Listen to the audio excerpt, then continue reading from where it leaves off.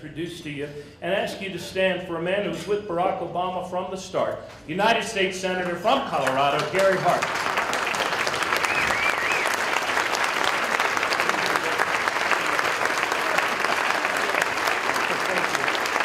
Thank you very much. Governor, I accept your nomination, and I pass it on to the next generation this coming Thursday. I am more or less the official Colorado greeter for you. Maryland deserves better, but I was the only one up early enough to travel across town and be here with you, and I'm honored to do so.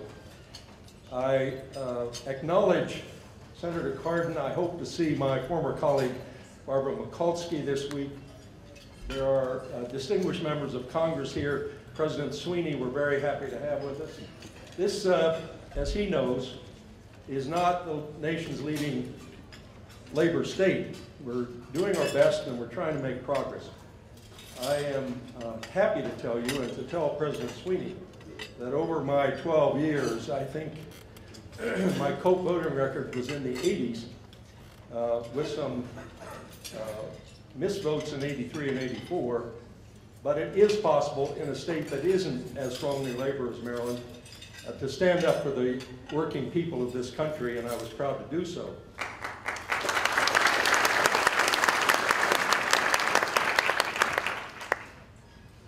I told Martin I was going to claim to have won the Maryland primary in '84. With all due respect to the clergy here, in the hopes that no one knew that was not the truth. But, and the fact that you were all too young to remember in any case. I wished I had, but I didn't. Campaigns that do not succeed, we live in a culture of winning and losing, and if you don't win, you've lost. But campaigns that don't succeed make contributions. I'm happy to tell you that the Hart campaign in '84 produced 4 governors of this country and a number of members of Congress and even greater numbers of state legislators and city council people all across the country. And I think, like unsuccessful campaigns before in the Democratic Party, we helped produce a generation of leaders, none of whom has made a mark as quickly or as strongly as Martin O'Malley. So I congratulate you on selecting Martin as your governor, and I hope to see him on the national stage in many years to come. I can tell you this, as mayor of Baltimore, when 9/11 happened, and having contributed to warning this administration to no effect, Martin was on the phone to me that day saying, what can we do here in Baltimore and in this state to make our city and our people more secure? And he has been on the forefront of governors and mayors across this country in paying attention to an issue that many people, including in the White House and in the Oval Office, have neglected, and that is the domestic security of the people of this country. Now, usually politics is about which side prevails, Republicans or Democrats. A lot of it has to do with your view about the role of government. I finally figured out, after years of study, why a party that doesn't believe in government always wants to run it.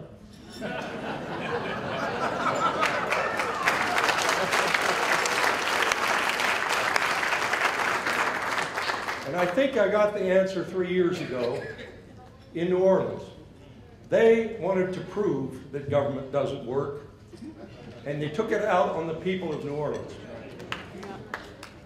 And if you select people that don't believe in government when the crisis comes and when this country needs help, they're going to be incompetent because they don't believe in government. You can't claim not to believe in government and run it well. Now, Barack Obama is standing at the threshold, not of just winning an election, but of assuming leadership of this country at a critical moment in our history, a transformational moment.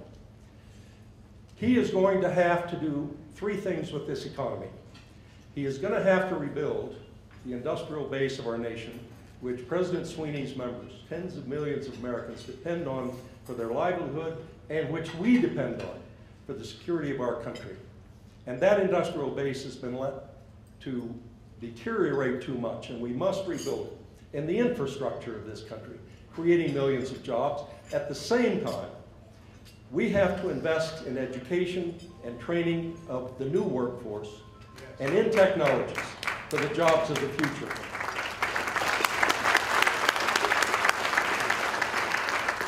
And as Martin has said, we must move this economy to a post-carbon economy.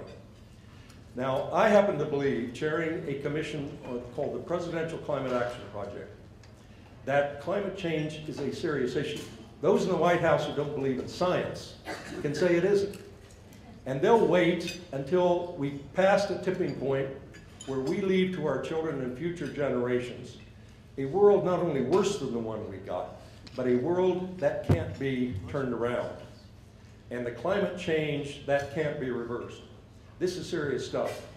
So President Obama has those three tasks on the economy alone. Rebuild the industrial base and the infrastructure, invest in education and technology, and move this country to a post-carbon economy. Those are huge tasks. But he also has to restore America's moral authority in the world, which has badly deteriorated under a deceptive and dishonest administration. We have squandered 2 centuries of goodwill in this world in 8 years. People don't like us and they don't trust us, and we have to get back their trust.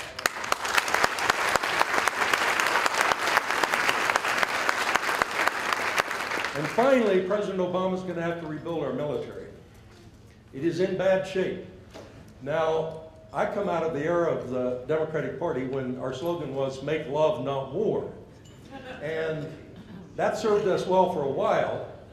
But the problem is some evil geniuses like Karl Rove figured something out. And that is, while we were promoting the fact that we cared about people's livelihood and their jobs and their economy, he understood one evil thing. And that is, if you scare people badly enough, they will vote against their economic self-interest. And that is the secret to the Republican success for the last 30 years. Scare the hell out of the American people and convince them that the Republicans care more about national security than the Democrats do. Why is it? Every national poll says, who do you trust on the economy? 60-40 Democrats.